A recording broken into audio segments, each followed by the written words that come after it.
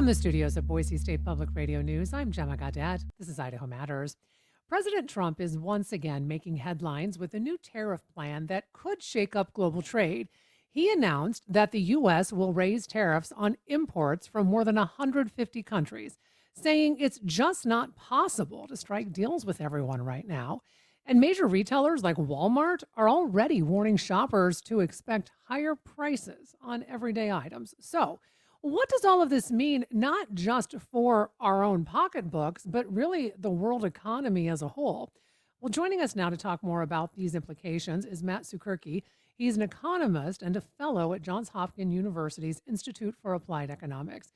Matt, really nice to have you on the program. Hi, Gemma. Thanks so much for having me. So, Matt, before we talk about this latest news around these potential tariffs on 150 countries, can we go back to the start of April when President Trump had said, we're gonna put all these tariffs on all of these countries.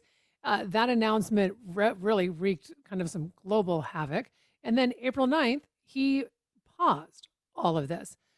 So let's start there with what that did to the global kind of economy. Yeah, I mean, to be fair, Trump certainly campaigned on tariffs being an arrow in his quiver. But the Hmm. April 2 announcement, um, Liberation Day, if you like, was really badly botched.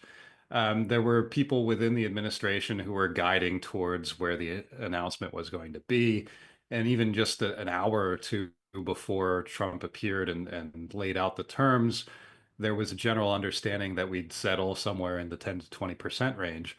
So the level of the tariffs that were announced was really a shock to everybody. And we saw how the markets reacted to that. We had treasury yields through the roof, we had equity prices falling, and it really did a number on the dollar as well, which had strengthened for most of the beginning of the administration. So then when he pauses these tariffs, you say, April 2nd, Liberation Day, a week later, he pauses this. What does that then do? It makes it clear that there really is no grand plan. Um, People within the administration would have us think that Trump is 12 steps ahead of everybody and the greatest deal maker there ever was. And maybe he does have a plan, but when you're in a leadership position, and certainly one that's as important as the US presidency, you really need to telegraph where things are going to bring people with you and to take to take an initiative that was this important and this impactful without having a clear idea of what would happen and being able to steer out of it really, I think, was a blow to confidence in how the administration is Mhm. operating, and it led to a lot of collateral damage with the road ahead. It's not a resolution; it's a 90-day pause, and so we have some time. But sometime in July, we're going to have to decide what's going to happen next. And still, we only have partial guidance, and that changes from week to week. Mhm. Well, and speaking of those changes, we now have this announcement that he made during his visit to the Middle East, where, as I mentioned in the introduction, he's going to raise tariffs on imports from more than 150 countries. So again, what does an announcement like that do to again the global economy? It's a major blow against the post-war economic order. The reason that we had the General Agreement on Tariffs and Trade, which morphed into the World Trade Organization, is precisely because you don't have the opportunity or the time to make separate agreements with every country in the world. We were going to make multilateral agreements and have people sign on to them, and all the negotiations would go through a central body. Then we started to tear that up. And Trump assured us that he would get better deals from everybody and that all of the nations of the world were already at the Oval Office offering accommodations. And if he thinks that he can't get deals now, that clearly wasn't the case. Well, and when he thought he could get these deals, right, and he could push these tariffs in place, we have a country like China who pushed right back.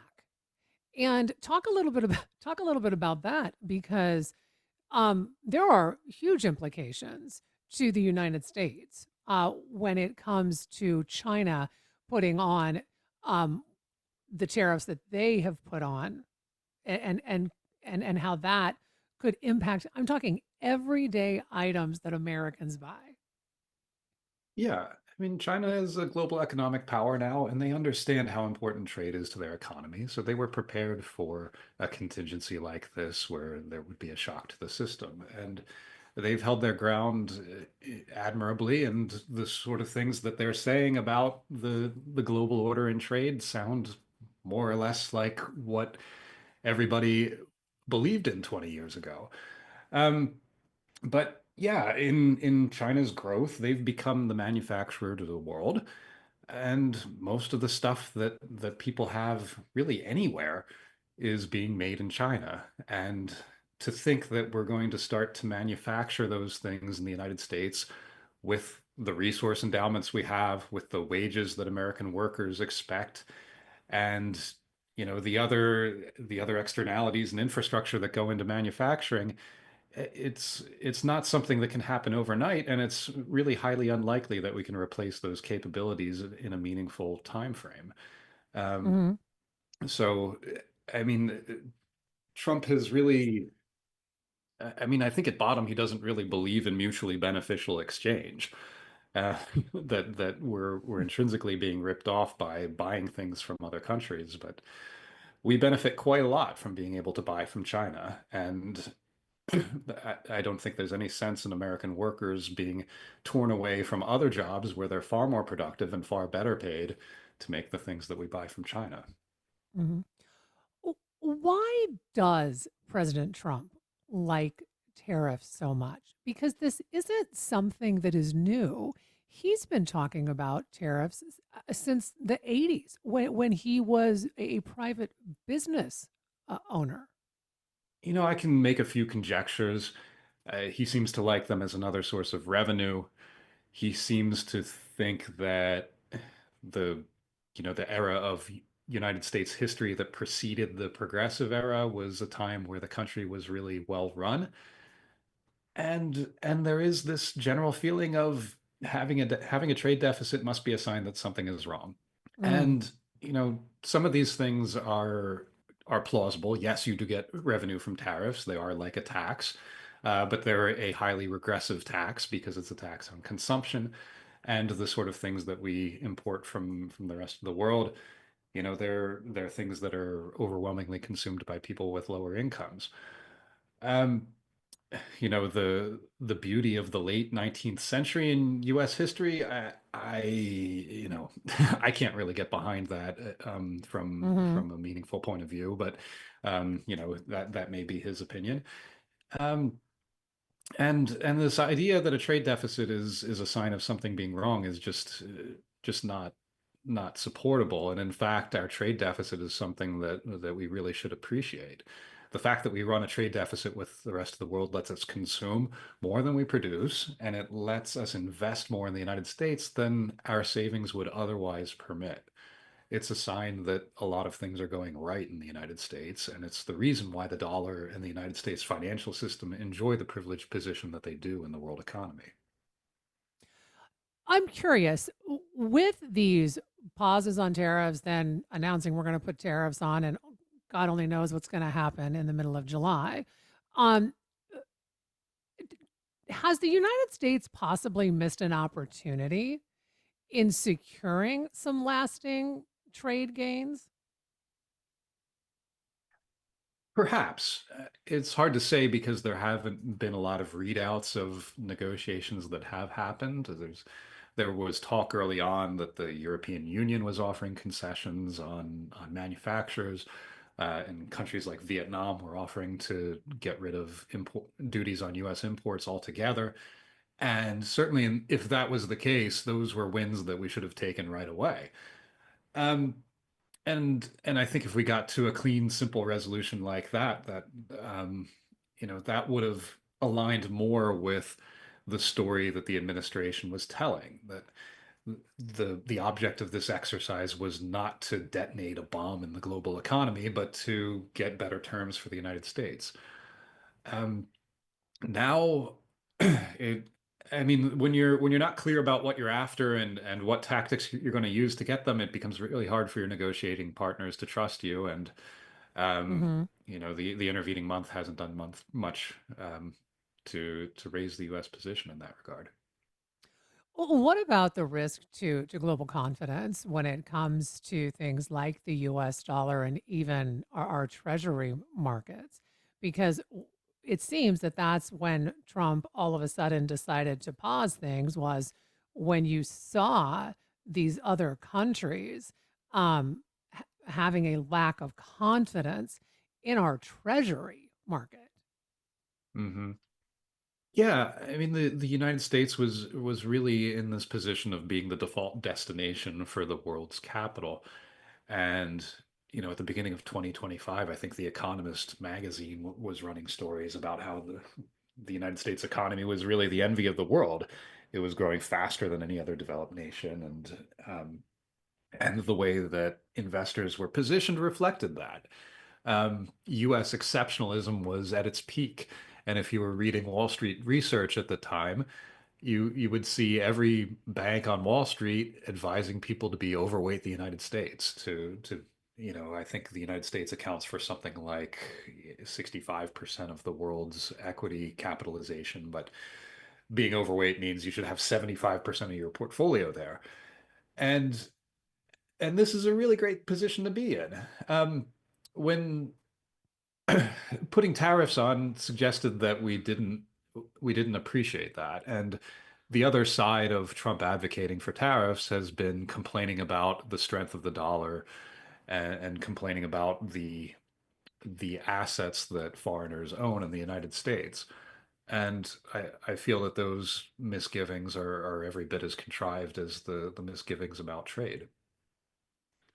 Can we talk about inflation for a moment? Because we've definitely seen an increase in inflation since Trump took office for the second term, since he's been doing what he's been doing with tariffs.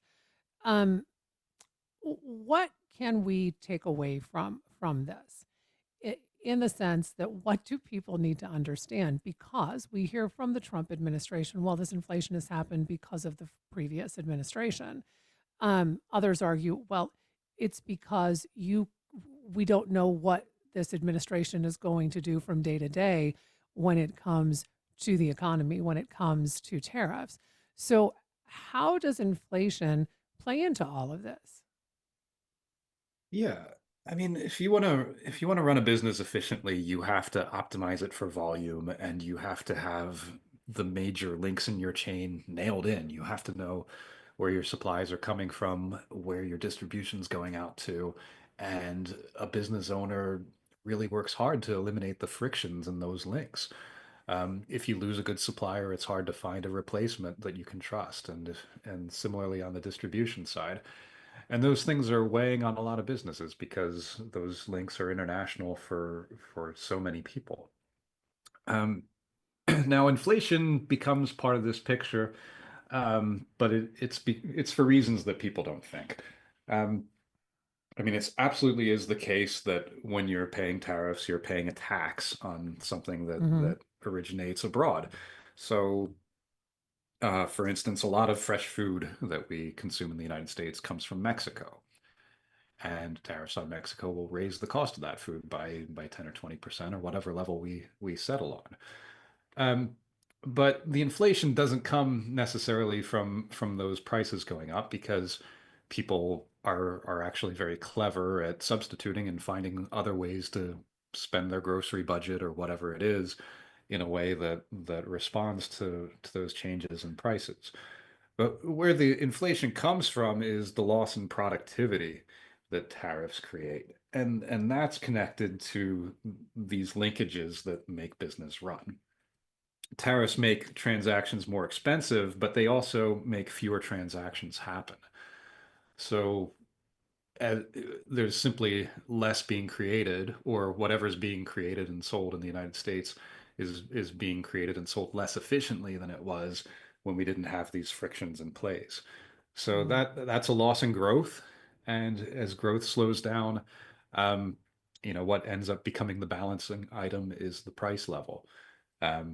whatever amount of money that was created in the past in expectation of that growth is now not meeting the growth that all of us were planning on, and that's when prices go up.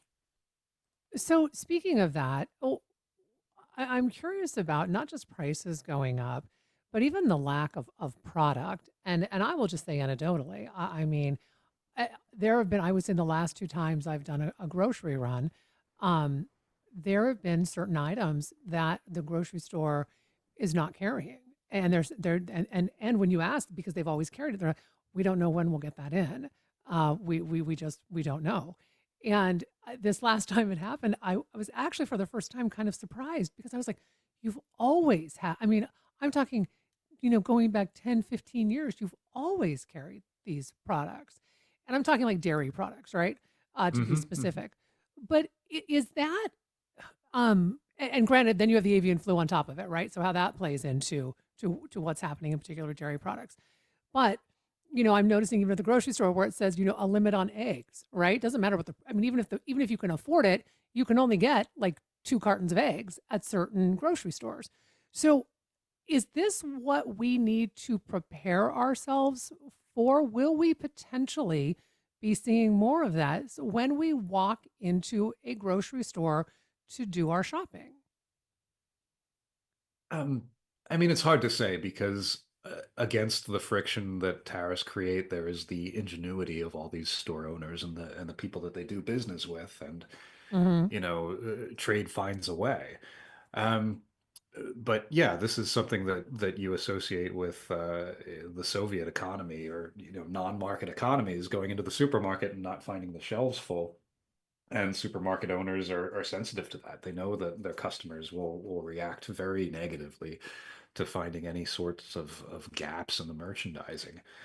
Um, I it's hard to predict, but I think there's quite a lot that we rely on, and you see the variety that you do in the grocery stores because during the winter the southern hemisphere picks up the slack for what the northern hemisphere can't produce, and vice versa.